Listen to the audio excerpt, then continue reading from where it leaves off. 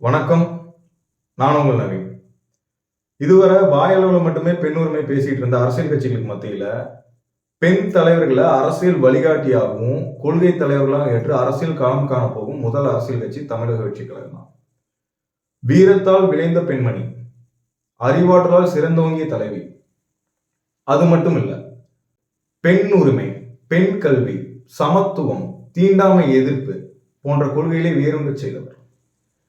இந்திய வரலாற்றிலேயே விடுதலை வேட்கையை உண்டாக்கிய பெண், முதல் பெண்.